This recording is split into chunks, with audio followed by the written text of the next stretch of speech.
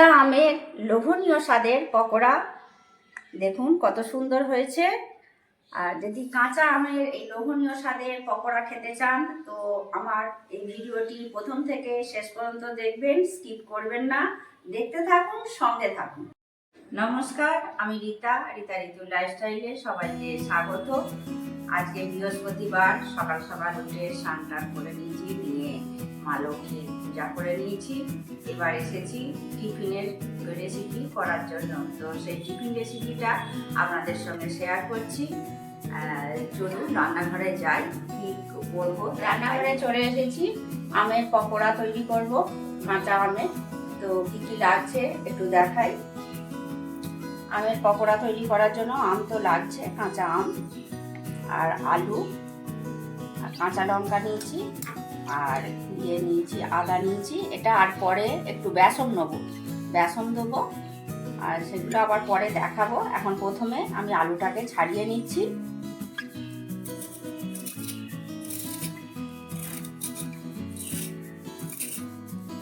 আলুটা ছাড়িয়ে নিয়েছি, এবার আমটাকে ছাড়িয়ে নিচ্ছি। প্রথমে মোটা অংশটা কেটে দিই, তারপর আমি ছাড়িয়ে নিচ্ছি।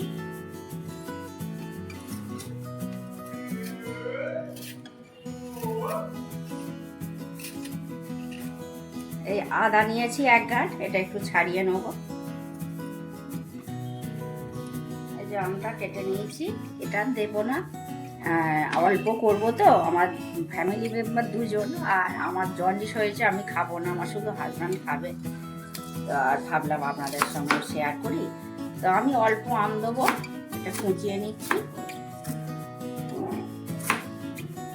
বেশি লাগবে না। আর এই আমার গাছের এই আমটা না একটু টক আছে, এটাই দিই, আর দেবো না।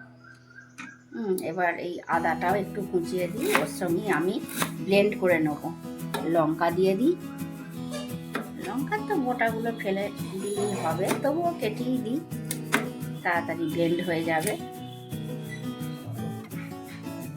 দুটো দিই লঙ্কা, একটা দিই আর একটা মুখে পড়বে, বেশ ভালো লাগবে এই আলুটার তো। আর এই 4টে লঙ্কা নিয়েছিলাম, ভাবছি দেবো না। তা আমার হাজব্যান্ড বলছে না টক ঝালটা ভালো লাগবে, তো আর একটাও দিয়ে দিই পেস্ট করতে। আর এই দুটো কুচিয়ে দেবো। তো নিয়ে নিই জারেতে, এবার পেস্ট করে নেবো। মিক্সার জারে নিয়ে নিয়েছি আদা, লঙ্কা কুচি আর আমের কুচি টুকরো যেটা বলে। এবার লবণ দিচ্ছি অল্প পরিমাণে, এখন লবণ দিলাম, আবার বেসনের সাথে দেবো। এবার এটা পেস্ট করে নিচ্ছি। প্রথমে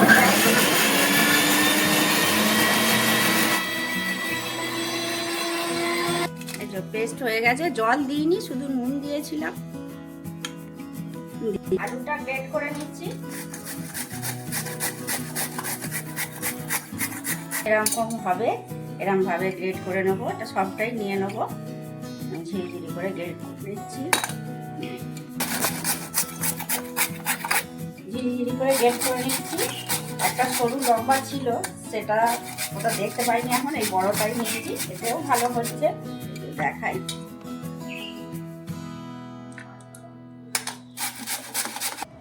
লঙ্কাটা কেটে নিচ্ছি কুচি কুচি করে, একটা দেবো, ওখানে দুটো পেস্ট করে নিয়েছি, আর একটা কুচিয়ে নিচ্ছি। এই যে এটা দিয়ে দিচ্ছি। এবার আমের পেস্ট যেটা করেছি সেটা দিচ্ছি, এটা দিচ্ছি, আর একটু দেবো। আর বেসন দিয়ে দিচ্ছি অল্প একটু, আমি পেঁয়াজ কুচি দিয়ে দিচ্ছি।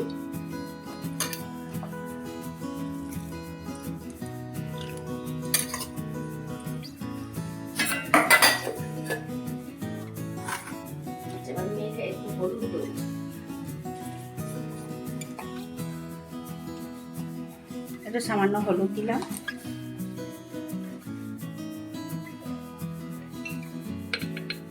অল্প লবণ দিচ্ছি,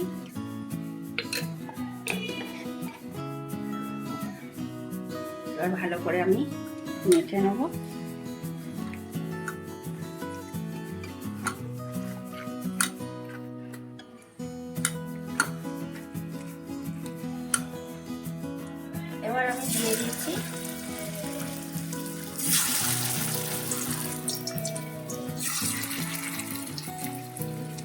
আর একটা দেব।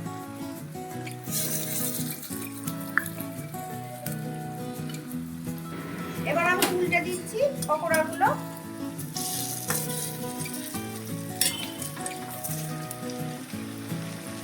আগের পিঠটা হয়ে গেছে, এবার উল্টো পিঠটা হচ্ছে। আচ্ছা, আমি তুলে নিচ্ছি। দেখুন কত সুন্দর হয়েছে, তেল ছাড়িয়ে ছাড়িয়ে তুলে নিই।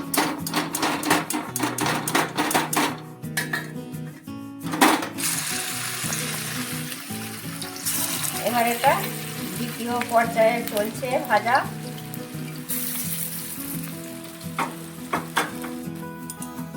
এক পিঠটা হয়ে গেছে, এবার এক পিঠটা উল্টে নিচ্ছি। বেশি হাই ফ্লেমে ভাজবেন না, আমি ওই জন্য গ্যাসের ছোট উনুনটাই বসিয়েছি, এটা বড়টা বসাইনি, বড় উনুনে দিইনি, ছোট উনুনে দিয়েছি। ছোট উনুনে হাই ফ্লেম আছে বয়ে করছি, যদি বড় উনুনে দেন তো একটু লো ফ্লেমে রাখবেন। ছোট উনুনে তো ফ্লেমটা একটু কমই থাকে, সেই জন্য আমি ছোট উনুনটা দিয়ে ভাজছি। হয়ে গেছে এটা, এবার তুলে দিচ্ছি।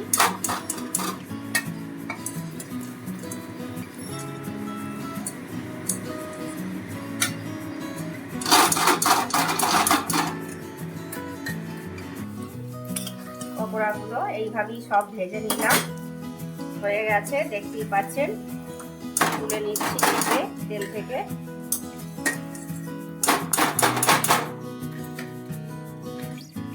কাঁচা আমের লোভনীয় স্বাদের পকোড়া রেডি। দেখুন কত সুন্দর হয়েছে। তো আপনারা অতি অবশ্যই ভিডিওটি কেমন লাগলো লাইক, কমেন্ট ও শেয়ার ও সাবস্ক্রাইব করে জানাবেন।